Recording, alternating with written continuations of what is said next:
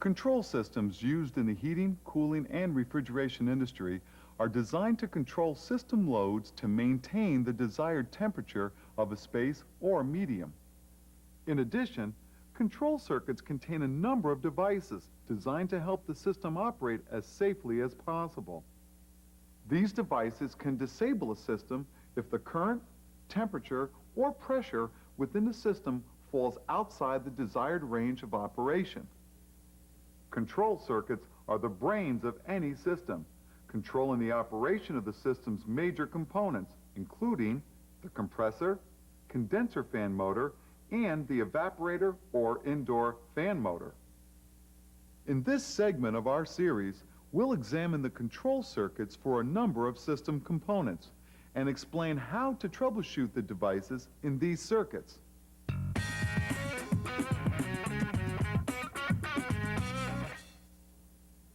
The compressor is the largest component in the air conditioning or refrigeration system and is often referred to as the heart of the system since it's responsible for circulating refrigerant. The compressor, which is the largest component in the air conditioning system, is often controlled by a contactor. If the system is calling for compressor operation and the compressor is not operating, the control circuit must be evaluated to determine the cause for the system malfunction. The process should begin with taking a voltage reading at the power leads that are supplying power to the condensing unit. If the voltage reading is 0 volts, the problem lies within the power distribution system. In this case, the circuit breakers or fuses that supply power to the unit should be checked. If the voltage at the condensing unit is correct, the technician should check the voltage at the load side of the compressor contactor. If the voltage at the load side of the contactor is equal to the voltage being supplied to the unit, the problem lies with the compressor or the wiring leading to it. If the proper voltage is being supplied to the compressor, the problem lies within the compressor. If there is no voltage being supplied to the compressor, the wiring between the compressor and the load side of the contactor needs to be checked. Quite often, the compressor overload may be the reason why voltage is not reaching the compressor. A line voltage reading across the overload indicates that the overload is in the open position. If, on the other hand, there's a 0-volt reading at the load side of the contactor and control circuit should be checked because the problem most likely is not the compressor. Checking the voltage at the contactor coil will determine if the control circuit is sending voltage to the contactor. A reading of 24 volts indicates that power is being sent to the coil. At this point, the technician should check the contactor coil for continuity. A reading of infinity indicates that the coil is open and needs to be replaced. A 0-volt reading at the contactor coil indicates that no power is being supplied to the coil. If that's the case, you should take a voltage reading across the control wires supplying power to the condensing unit. A reading of 24 volts indicates the control voltage is being supplied to the condensing unit, but the power is not getting to the contactor coil. Taking voltage readings across the devices in the control circuit will indicate if they are in the open or closed position.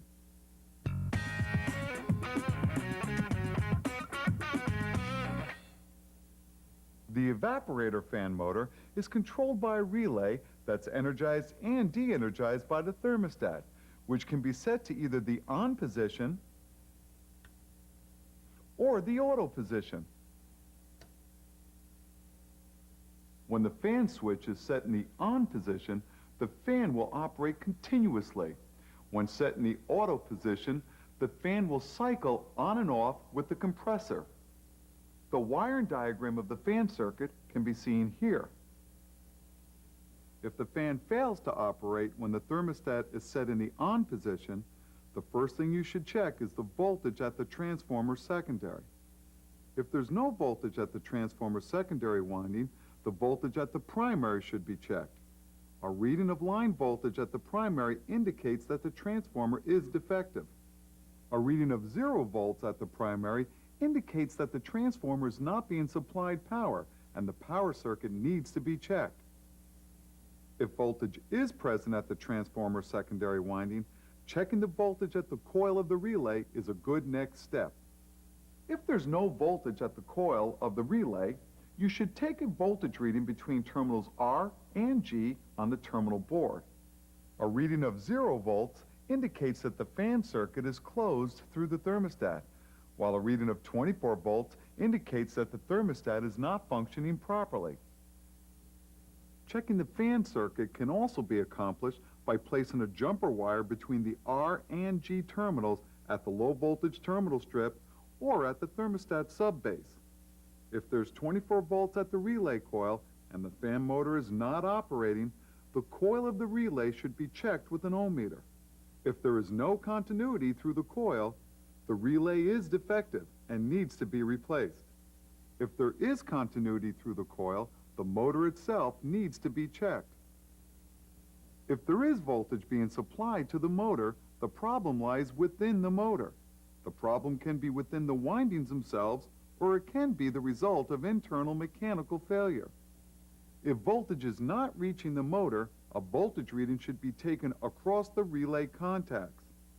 A reading of 0 volts indicates that the contacts are closed, while a reading of line voltage indicates that the contacts are in the open position, and the relay needs to be replaced.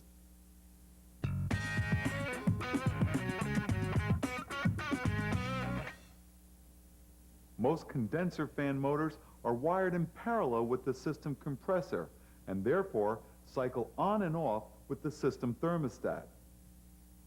In the top portion of this diagram, we can see that the condenser fan motor is controlled by the same sets of contacts that control compressor operation. Under these conditions, both the compressor and condenser fan motor should operate at exactly the same time.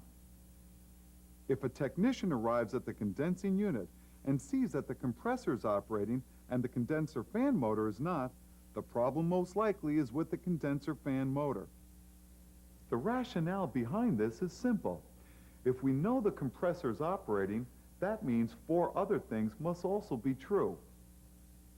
First, the contactor contacts are closed. Second, there is power being supplied to the contactor coil. Third, the contactor is supplying power to the compressor. And fourth, the thermostat is functioning. With this knowledge, the technician does not need to check the low voltage circuit at all. Instead, we know that the problem lies within the condenser fan motor or its associated wiring. There is, however, an exception to this rule. Many systems are equipped with some means by which the condenser fan motor is cycled on and off to maintain the desired head pressure in the system. This control is wired in series with the condenser fan motor and often senses the pressure on the high side of the system. This type of control is very popular for systems designed to operate when the outside ambient temperature is low. On some larger systems, the compressor and condenser fan motor have separate contactors. In addition, some systems are equipped with more than one condenser fan motor. Some have as many as 16 fans. The way we troubleshoot the condenser fan motor is very similar to troubleshooting the compressor. In the event of multiple condenser fans, or when there are separate contactors, each must be checked independently. Let's briefly recap the troubleshooting process. First, check the voltage at the load side of the contactor. Check the voltage at the line side of the contactor. Check the voltage at the coil of the contactor. Check the coil of the contactor with an ohm meter if needed. Check the voltage feeding the control circuit, and if voltage is being supplied to the motor and it fails to operate, the windings of the motor need to be checked with an ohm meter.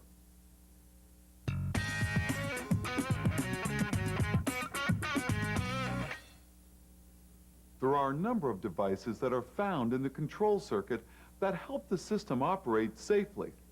One common safety device is the high-pressure control, which is normally closed, and its contacts will remain closed until an unsafe pressure level is detected in the system. When the system is operating, the voltage across the device will be 0 since the contacts are closed. If the system experiences an increase in pressure that's higher than desired, the contacts on the switch will open, resulting in a voltage reading across the pressure switch.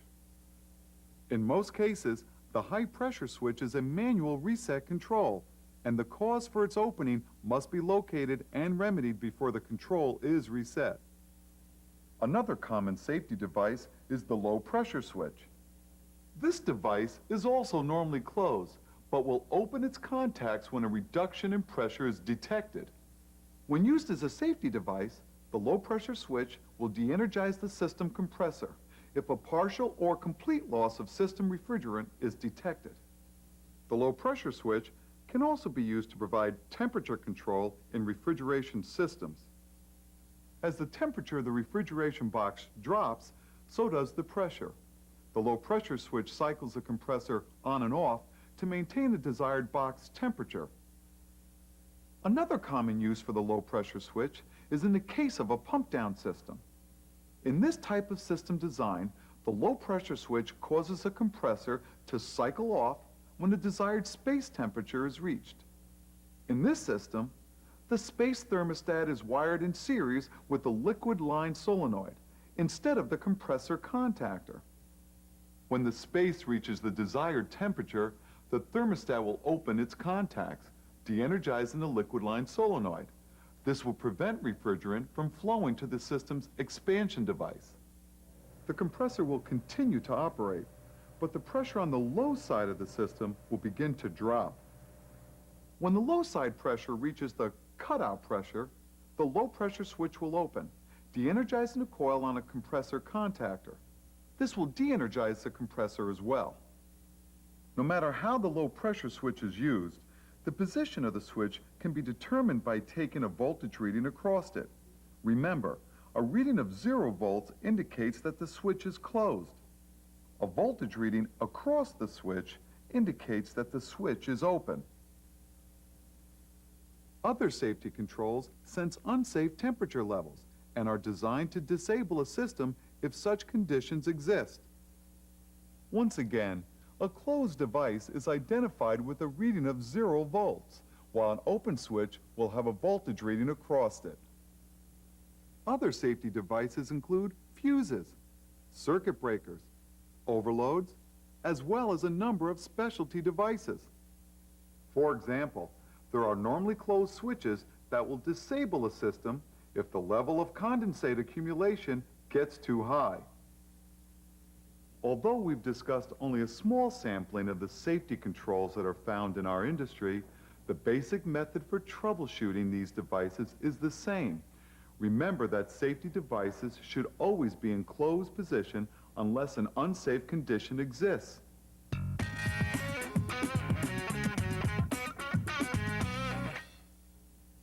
The compressor contactor contacts are wired in series with the compressor, and when these contacts close, the compressor should operate.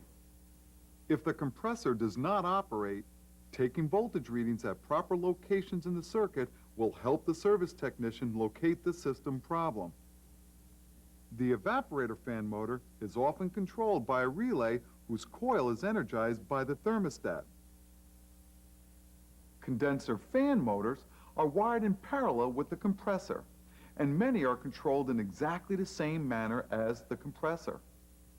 Safety devices are designed to protect the system and those around it. Pressure switches sense the system pressures and open and close their contacts accordingly. Low pressure switches can be used to disable a system if a loss of refrigerant is detected, or to maintain box temperatures in refrigeration applications, or to facilitate the automatic pump down cycle for larger air conditioning or refrigeration systems. Other safety devices can detect undesirable temperatures, water levels, current flows, and open their contacts in response to these conditions. For information on additional learning materials on this and other related subjects, visit our website at www.delmar.com.